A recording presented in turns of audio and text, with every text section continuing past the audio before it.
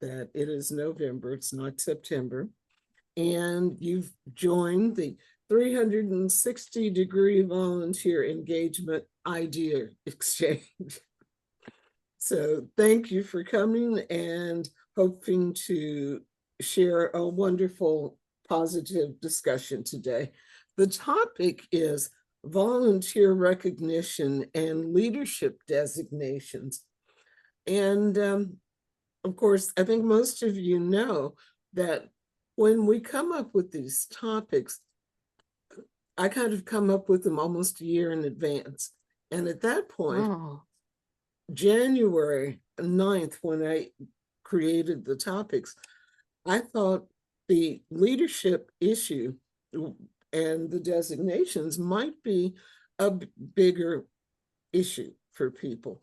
But I know that volunteer recognition continues to be something we struggle with. And I think going forward in 2026, OVE is planning some additional development opportunities. So our discussion about leadership and leadership designations and appreciating our volunteers in unique ways is something that's going to be, I think, even more important as we move on. So, Dr. Mary, would you like to start? I will, and just saying happy Veterans Day to everyone. And for those of you who have served our country, can I see a virtual or an actual show of hands so we can properly acknowledge you as well? Do I see any service? How about families of service members? Because you also served. Yes, thank you. Thank you and your loved one for your service today. And as Deborah said earlier, if you haven't changed your name to add your state to the side, just put it in the chat and we'll make sure that that gets added so that we know who's in the room. And we'll probably have a small group today because we know there's many competing activities, but that just makes our conversation that much more rich because you'll have a little bit more time to contribute. So the first question I'm going to ask, and I'll pop it in the chat too, for those who want to read along, is that when volunteers take on-demand training through our learning management system on the portal, do you recognize their accomplishments? Is there some way that accomplishments are tracked by the state office? Do they ask volunteers to share any portal training that you've had? So are those accomplishments able to be tracked? Let me just take a step back and ask, how many staff members do we have here today? Because we know that we have a combination of staff and volunteers here. So a virtual or an actual show of hands of our staff members. Okay, so we have Yesenia from Florida, and Polly, what state are you from? I'm in Massachusetts. Sorry, I'll change that. Okay, Polly from Massachusetts, and Marcus Meyer, where are you from? Marcus is from Montana. I see that in the chat. Okay. Any other staff members? Virtual, actual? Thank you for joining us. Thank you, thank you, thank you. So volunteers, as you can see, we have a combination of staff and volunteers here. And we are always grateful for this engaging opportunity. So I see someone, Polly, who said we have an automatic certificate that they get upon completion. Thank you. And usually what I do, if there's a certificate associated with any training, I just download it and I have an electronic folder that I save it in so that I can refer back to it for whatever reason. Sometimes I forget the trainings that I've participated in. So it's an easy way for me to have a reminder of what I've participated in. Martin has said, I've taken several on-demand trainings and don't recall even receiving any recognition. So we need to do better to get recognized for those trainings. And I think sometimes what happens is whatever the training might be, You might apply it to the role that you have in your volunteer experience, and it may look like a natural thing that you do automatically, and somebody may not even know that you took a training in order to get it. But I do think the time and effort that volunteers take to participate in those trainings is something that would be valuable if staff was aware of, and or if there was some kind of acknowledgement. It doesn't have to be the whole 4th of July display of fireworks and pyrotechnics, but That would be good, though. that would be expensive. But sometimes I think it is good to know that volunteers are going above and beyond, and especially because we have so many wonderful resources at our disposal that once we take advantage of learning those objectives from those trainings, it makes us a more valuable volunteer. And I see, Polly, you have your hand. You want to comment on something? Yeah, I just want to say I've been here for 2.5 years, and I was very hesitant to use Litmus, which is the portal's training program, and I just used it for the first time we created like a tabling training. And I love that staff get an automatic notification when someone has taken it. And then that's how I created the automatic certificate, because that's an option when you create the Litmus training. You can create a certificate that the participant gets upon completion. And I just thought that was great. So that made me, happy to be using Litmus. And then, I'll encourage any other staff that are on to maybe consider using it if they're not. That's great. And for those of us like Mary, who is a volunteer who doesn't know what Litmus is, you kind of described it, but is it something that staff have easy access to create learning through? Yeah, it's basically the portal. The back end of it is managed through Salesforce, and Litmus is integrated with that. So, and they're easy one-page instructions on how to do it. Jesse Chambers will walk you through it if you need to. But I was pleasantly surprised. You need to create the video yourself, but we just did it on Zoom and recorded a Zoom training. Very easy. Great. Well, thank you for sharing that. Yeah. And I see Gloria says that I've started training on advocacy subjects in Florida, and I notice I get an email acknowledgement after completing the module. So that's new. So that's great. That's kind of a little applause. Thank you for doing it. And Valley Bunting says that we love to build training acknowledgement into our volunteer appreciation strategies. We need more incentive for volunteers to complete the required training. And I think as a volunteer, I love that, whatever it is, whether it be just that acknowledgement of an email, or the ability to see that I got a certificate and I can download it and I can put it in my little collection of certificates. All those things make a big difference. And it's just a little thing. Antoine from California says, you can also send separate badges when people complete training and other things. And it's another step, but it's appreciated. And that is absolutely right, Antoine. Those badges, like my collection of certificates, make me know that I've completed and I've achieved something. So if it just takes a little extra effort on the staff's part, just know that the appreciation on the volunteer end is greatly felt, and we like that. We feel the love. For those of you who have joined us and didn't hear the message, to either add your state to your name or just put it in the chat, and Deborah or I will be glad to update your name so that we know who's in the room.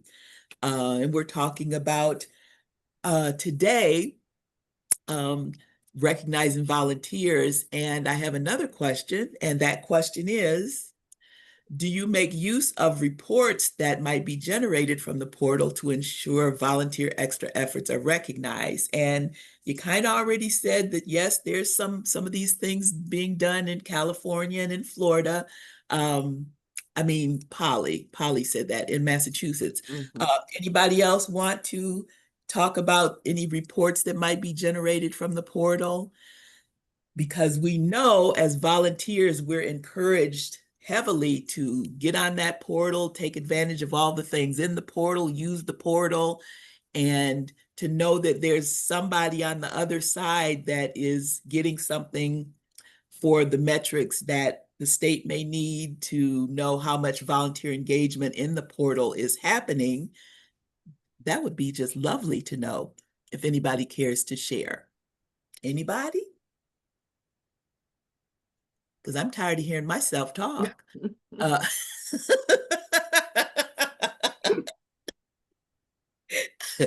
I bet you said we didn't know Mary could talk so much, huh?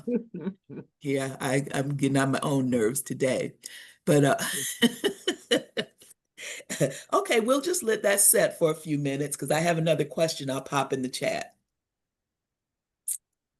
And I know somebody's thinking.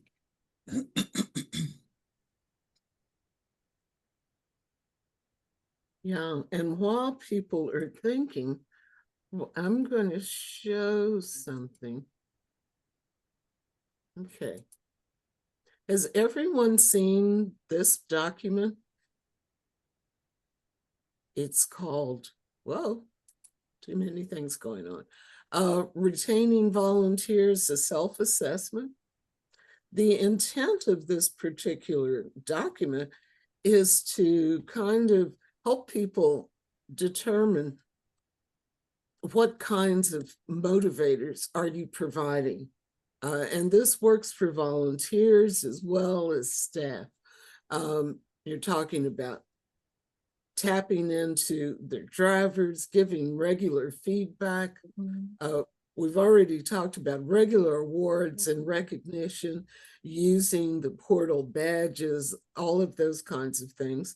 Sending volunteers to other educational events, providing on-the-job training that's documented, and being available to other volunteers. This is something that as a volunteer, you can also do.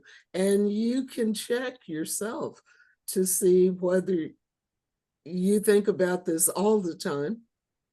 You give yourself a 3 most of the time, occasionally a 1, and never is with the 0. I'm sure then you end up with the total at the bottom. And it's not anything to be turned in as much as it is to just encourage you to recognize and appreciate the success and the contributions of volunteers. And Miss Deborah, yes, ma'am. 2 questions.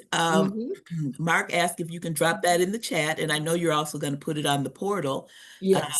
And my question is, where did you find that lovely Office of Volunteer Engagement Retaining Volunteers Self-Assessment form? I found it on the Infonet under, okay, because I, like a lot of people, have an AARP.org email is one of my possibilities. And that means I can access things that are on AARP's Infonet. And you can go on and actually just say leadership designations, search. It's kind of like using ChatGPT or Copilot or something like that. You just give the characters you want and various things will come up. I have lots more. Oh, and I'm sure but I thought this one was really appropriate for today, and it's simple, and it's something that can remind all of us, volunteers and staff, that recognition is important. It's important to different people in different ways. I'm going to stop sharing now so we can get the group back out here. Yeah, well, thank you for sharing that. Yes, and I want to go to the chat and respond to some of the comments. Janine said that she's fairly new to AARP and find that the portal can be, a little bit daunting and a little bit heavy, and sometimes she goes there just for the certain task. I concur. Janine. Yes, there is a lot of information in the portal.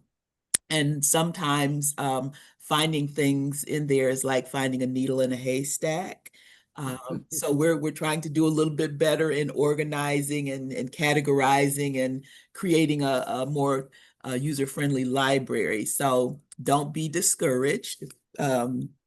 And keep using it for those certain tasks because that means that you are using it. And also, we have a wonderful volunteer portal training team that they know everything about the portal. They are experts. They probably could, before you ask your question, they can answer it because they know what you're asking. And I had the pleasure of spending time with some of the volunteer portal training team for a little bit last week in DC. But they are experts, they are passionate, they are nice, helpful people. And that's one of the resources that we have in our volunteer teams is this wonderful volunteer portal training team. What else did Janine says? Yes, the form that Deborah had would be a good tool for a next in-person meeting. So please feel free to use that. Yes, the more I use it, the more it does get better. I agree. I have another question. For volunteers, what opportunities for personal growth and development should be available to us as volunteers?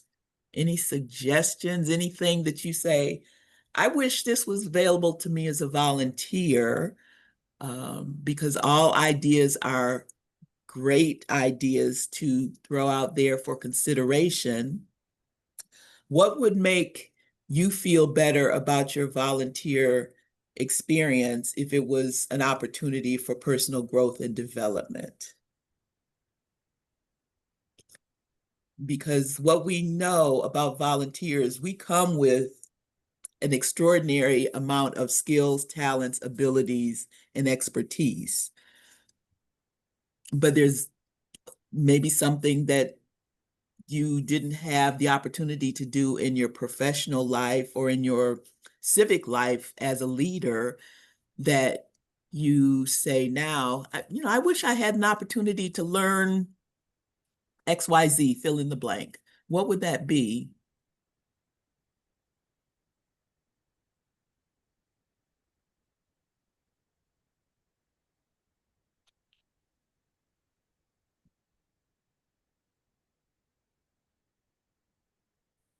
Mark, you always have something to say. Oh, no, let me go to Antoine Antoine's first. got to say that. I know I can put Mark and Antoine on the spot and I, and Mary Robert. So okay. Antoine, take it away. I put my hand up just to get in front of it because I knew just what you said was coming. No, the only thing I was gonna mention was regarding opportunities. I know here in California we try to check in with volunteers on what they're looking for before they even come on board.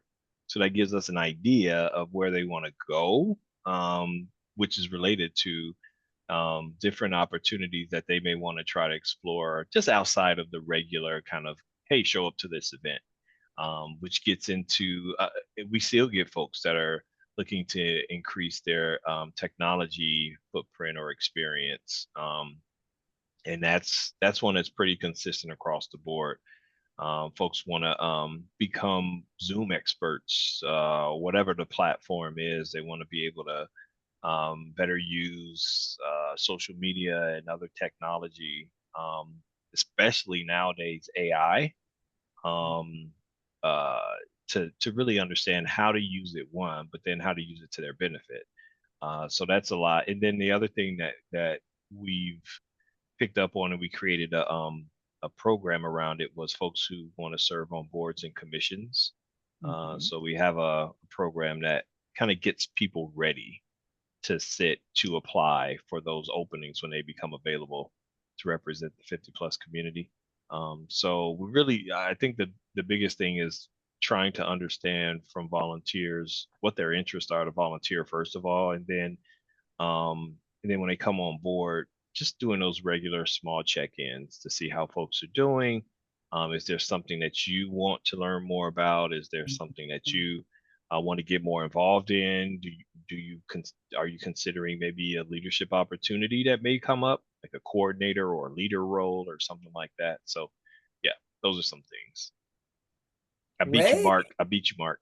All right, I'll piggyback on what Antoine said, that I'm a little late to this meeting because we just had our digital first work group, which is comprised of volunteers. We have a lot of very talented volunteers who retired from IBM, from AT&T. They're very passionate about technology, and a national office piloted a program called Tech Titans in Charlotte. It was wildly successful, and it was all volunteer led. That has springboarded us to, in North Carolina, we're about 80% rural, and that is, how can we close the digital divide? How can we educate people? And we're starting with volunteers who have that passion, as he said, for knowing how to use AI and tools. And this is all through a partnership with Planet, Senior Planet. As you know, they have literally thousands of classes out there. And now we're launching Tech Titans in Raleigh with the city of Raleigh. And again, wildly popular, using the computer labs that the city owns. So stay tuned. We're in new water, and but we're starting with our volunteer teams, getting them up to speed, and then creating out in our 5 regions these Tech Titan programs. Great. Great suggestions from both Mark and Antoine. And it just got me to thinking about AI, the use of AI, and how I've enjoyed doing that in so many aspects of the work that I've been doing. And Mary, I see your hand up. Okay, so for me as a volunteer, one of the things that has always resonated with me is whenever I've tried something new, I've always felt that I've been supported. And it's something that when I have volunteers within my team, I try to do the same thing. Because when you're trying something new, you know you can do it, but you're really not sure. And so it's kind of nice to know that there's kind of somebody you can go to for support. And from there, you can kind of feel more sure of yourself. It's just something I try to do too with the volunteers. And also, I think communication is key. I think you need to listen to them. You may not always agree with what they say, and sometimes it gets a little challenging, but you have to listen to them. So those are the 2 things that I think really helps to make volunteers want to try new things. And some don't want to be a leader, but they want to be there, and they want to feel that if they're manning the table, that they're the person in charge, and that they're doing well, and they're supported in how they do it. It may be a small thing, but small things really matter. Thank you. Thank you very much. Small things do matter. Valley?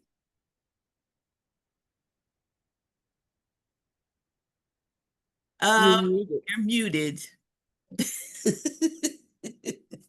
I think the first thing in training is learning how to unmute yourself. So maybe that's a professional opportunity we can teach folks. But you know, I really echo everything that everyone has said here. In Maryland, we find that we have a lot of people that have technical capabilities that, you know, would like to be plugged into something that really then advances what AARP is doing statewide. And we're trying to build that mechanism. So that's one thing. But we just got off of a call, and I see my partner Dale Marshall from Maryland on here also. We just went through the state plan, where we went through the template that's in the portal, where it was the first time where our executive council, as well as our lead volunteers, got a glimpse into what is setting the priorities in the state office that then leads to what are the external outreach opportunities in the field. And, one of the things that I'm discovering is that leadership development and strategic planning thinking is something that I think people want to also be involved in, because we have a small team of folks that are the staff members that are kind of encompassing, what they think, everybody in Maryland wants, but then really applying the resources and the strategic thoughts of the volunteers into that process, and then teaching them how to really then come up with a holistic plan that's adaptable to the entire state. I think it's something that would be very helpful, for people, and then feel much more engaged, because we have a tier of people that are lead volunteers, but then those lead volunteers go on then to lead corps of volunteers in their respective communities. And so if we had people that had a bit more strategic um, planning capabilities to be able to think through how they want to structure events in their own communities, I think would be very helpful. I concur. And many times, asking volunteers to be involved on the ground floor planning provides so much more value to the volunteer experience, but also to the state planning experience. So I know it's been called meat grinder, or where the sausage is made, or whatever that terminology, where it's kind of messy, but you have to have a mess before you have a message. So, I think that's a really powerful recommendation, Valerie. So thank you so much. Well, I think we want to be part of the sausage also. Yes. So there you go. And I think there are many of us who have done strategic planning in our prior lives. Some of us want to continue to use that skill. Some of us don't want to see a strategic plan ever again in life, but give the volunteer an opportunity to make that decision, because there's some really valuable expertise within our volunteer core. So thank you for bringing that up.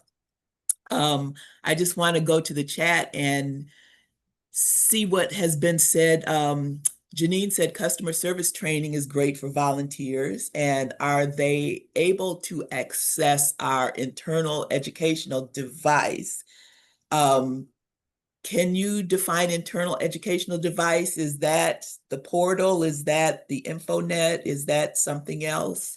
Janine, do you want to come off mute and give a little bit more definition of internal educational device? And if not, that's okay.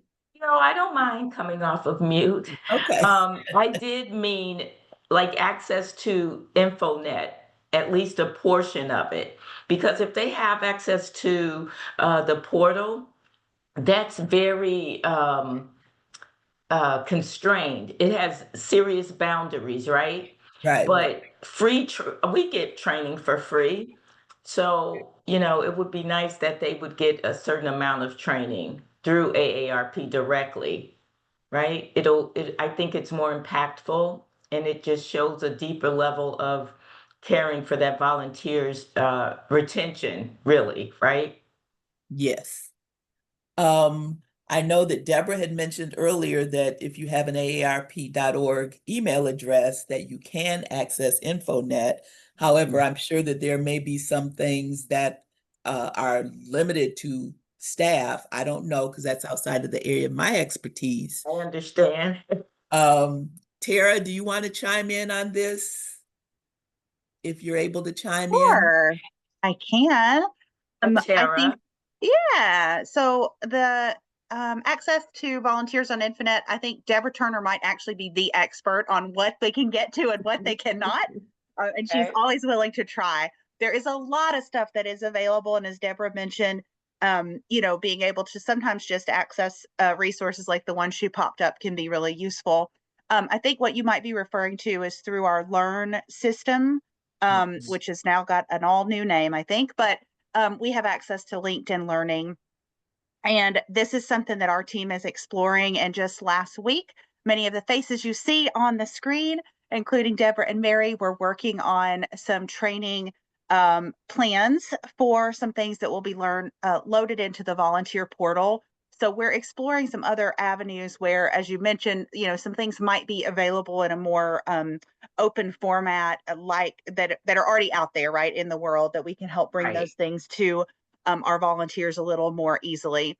One of the fine lines that we have to walk as an organization that tries to involve volunteers as much as possible in all the many beautiful things that we can also access as staff is that sometimes we have to run those things through a review, and we have to ensure that there are certain benefits, and training such as what you mentioned is sometimes one of those things that might be perceived, if it's exactly the same offering, as being too close to being something offered to employees. And so this is a delicate little dance that we do, Oh, but yes, I understand that. Yeah. always challenging it. So Mhm. to say that is to say that if you're in a state where you already have access to an AARP email and you want to jump on Infonet and just kind of browse around, that's always an opportunity, especially under the Office of Volunteer Engagement page, the Office of Community Engagement. Under the priority areas, you'll find some great resources there. And if if you've been offered that email address before and you thought, why would I want to do that? You can revisit that with your staff partners and talk to them about that. But it is an open opportunity for state presidents and many executive council members to take advantage of. Did I answer Thank you that so much. somewhat, You Mary? did. Okay. You did answer it, and I Okay. appreciate it. Thank you Great. so much. Yeah, you bet. If you guys ever have questions like that as you're trying to sort it out, that's a great way to direct that to the volunteer helpline, and they can help you out with any of those challenges, whether you're staff or volunteer.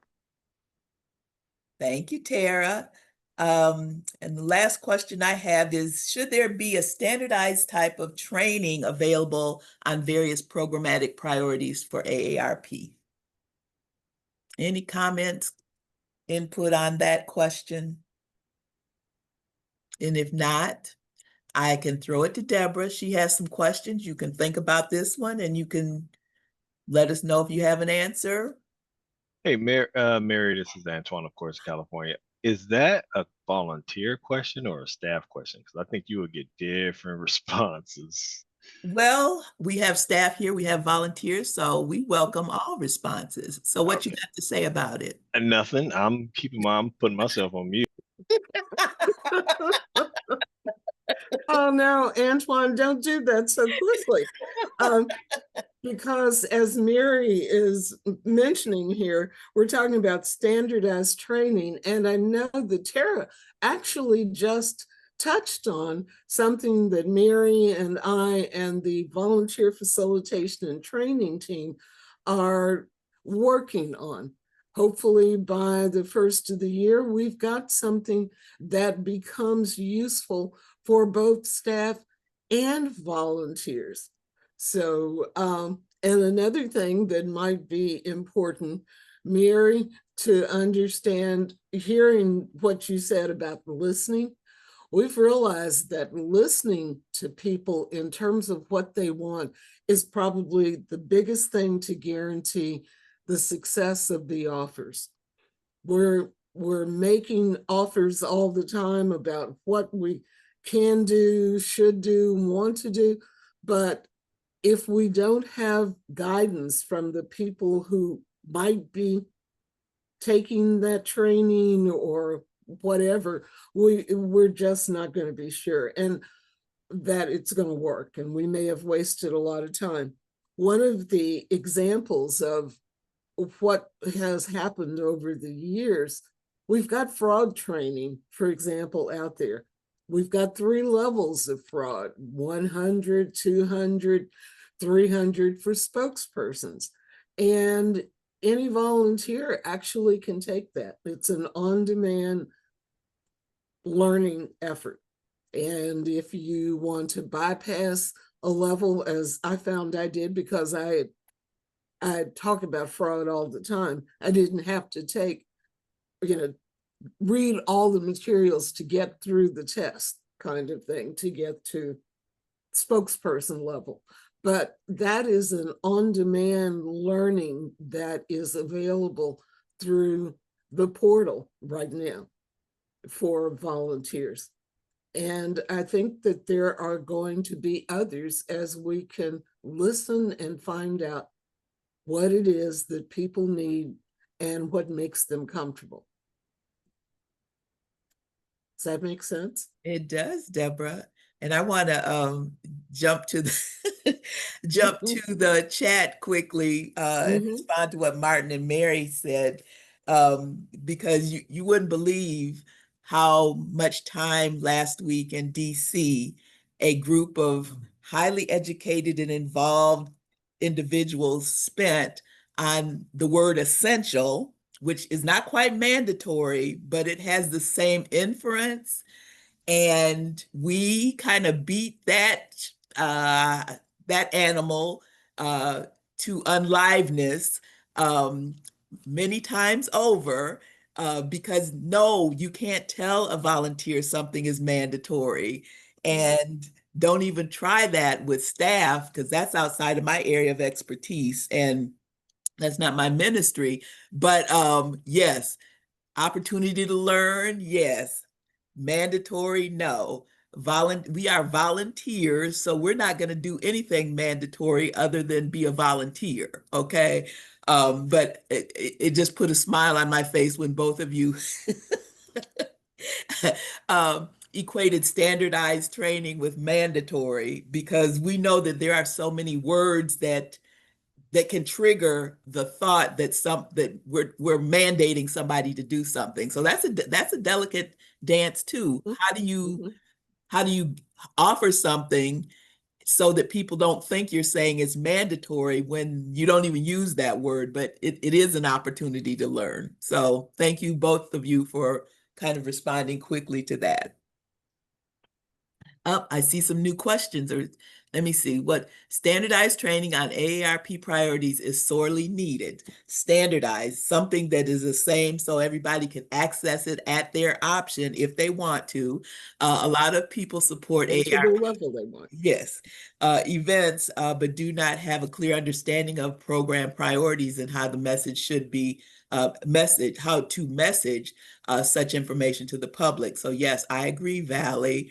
And yes, we beat that dead horse, unfortunately. It's not dead though. Martin, you want to say something?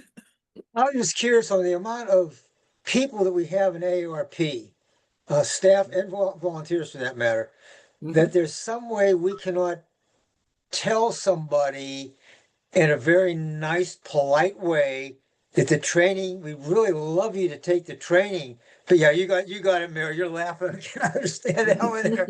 But you see what I'm getting at, saying, no, it's not mandatory, but if you don't take it, we're gonna slap you on your wrist on a ruler or something like that. I would just think that there would be some way we could do that. And the amount, like what Deborah does fraud, I do fraud, and we know the fraudsters play on our emotions, and they get people to do things that we would not normally do. I would think that we should be able to get volunteers like myself to take level 3 fraud training, even though I could probably write it. But we should be able to take it because it's quote unquote standardized. Yeah. You know, and I agree 100%. There should be some type of standard training we should go through to put us all, you know, all the volunteers and staff on the same level. But again, tell a volunteer to do it, mandatory. And I know Virginia just had one this past year that they came out and said it's mandatory. And my Lord, it was like, what? Whoa, wait a minute. So it's just like, you know, that's an issue. How do you tell somebody to? It's training. It's nice to have, but how do you tell them it's mandatory? And that's a couple pay grades above me. Mary, it's in your ballpark. Well, Thank you. well, my pay grade times 100 is 0. So, but Martin, what you're pointing out is something that I think is human nature. Is and some of us can respond easier to, you know, here's something that would be good to know. And then some of our personalities, if you say this is something good to know, I'm going to go in the opposite direction. I'm going to run just because that's my nature. So if anybody in this conversation can figure out the phrase or the words to use, then I'm sure that Tara will give you, I don't know, an Elmo doll. I don't know. But this will be the last thing I say on this. When the instructions came out for the volunteer lead designation request for states and programs last year, OVE put information that says request, here's the definition of a leader, answer why we're doing this, and then the final question was, what's in it for me? Now, this was going to mostly staff, and the answer for what's in it for me, Tara Shaver will send you a box of your favorite Goo Goo clusters once your mission is complete.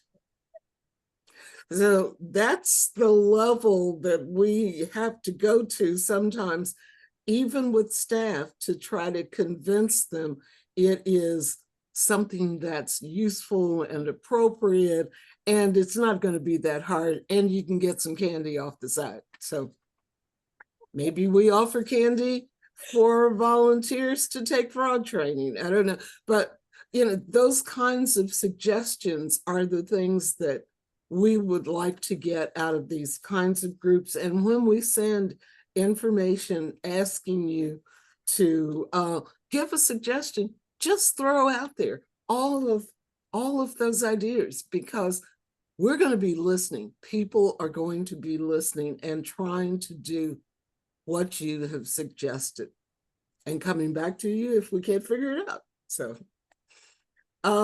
and I hate to tell you this, but we have already reached the end of our time, and we believe in not keeping you longer than our 45 minutes. So thank you all for showing up today. Again, we want to say congratulations and respect, much respect to our military members, military families. And it's just so important that we recognize all the time our freedoms are not free. So somebody relies on all of that and commits. So thank you very much. We appreciate your coming today. And we will be having a meeting in December. So, and that will be, I think, interesting as well. Thank you very much. Thank you, Deborah. Good meeting. thank you. Good seeing everybody. And Thank you. Mary, I expect an email from you on telling me that I have to do something. Thank you. And we'll give you the checkoff list on Google clusters. Okay. Get I'm out. not Bye. telling a Marine, and I don't tell a Marine anything to do. I just honor and respect your service, Martin. So, Thank you. Thank you, Mary. You all have a good day. All right. too. Thank you all very much. Bye-bye. Goodbye. Ooh. The recording has stopped.